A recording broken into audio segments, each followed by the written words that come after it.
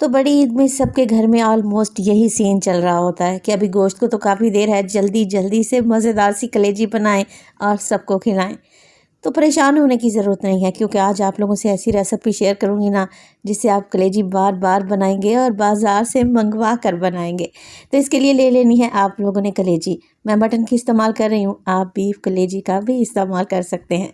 अच्छा, कलेजी को सबसे पहले तो बाइट साइज़ टुकड़ों में काट लें, उसके बाद इसे धोते हैं जिससे इसकी स्मेल ख़त्म हो जाएगी। तो कलेजी में डाला है मैंने पानी, इतना कि कलेजी इसमें डूब जाए। डालेंगे 2 से 3 टेबलस्पून के करीब सिरका और अच्छे तरीके से मिक्स करें और 10 मिनट के लिए ढाँप कर रख दें। 10 मिनट के बाद आप देखेंगे कि सारा का सारा ब्लड पानी में आ गया है। कलेजी को 2 से 3 पानी में अच्छे तरीके से धो लें, कलेजी नीट एंड क्लीन हो जाएगी और इंशाल्लाह ताला इसमें से स्मेल भी नहीं आएगी। अच्छा, एक और तरीका भी है। कलेजी के ऊपर एक बारीक सी झिल्ली होती है, लेयर सी बनी हुई होती है, इसे निकाल देंगे तो ज़्यादा बेहतर है, कलेजी सॉफ्ट बनकर तैयार होगी। तो ये बहुत ही आसानी से निकल जाती है। कलेजी साफ़ कर लें तो इसे डालें किसी कढ़ाई या फिर प्रेशर कुकर में। एक प्याज लें, रफली सा काट कर कलेजी में ऐड कर दें। 2 टमाटर भी मोटे मोटे काट कर डाल दें।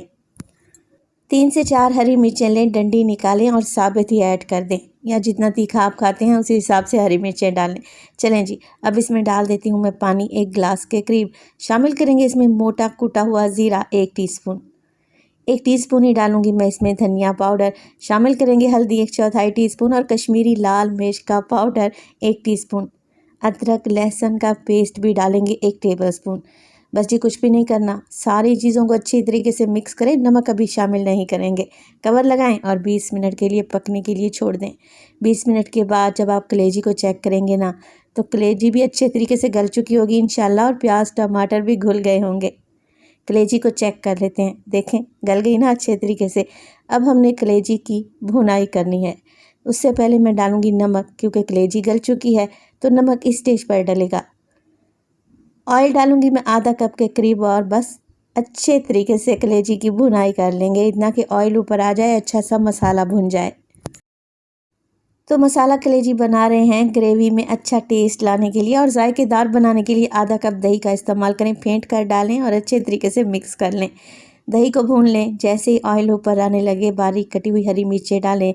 इसमें डालेंगे पिसा हुआ गरम मसाला और कसूरी मेथी को हाथों की मदद से मसल कर शामिल कर दें। डालें इसमें ढेर सारा हरा धनिया। लें जी, रोटी चपाती नान पराठा के साथ इंजॉय करें, खाकर मज़ा आ जाएगा। और फाइज़ साहब को अपनी दुआओं में याद रखें।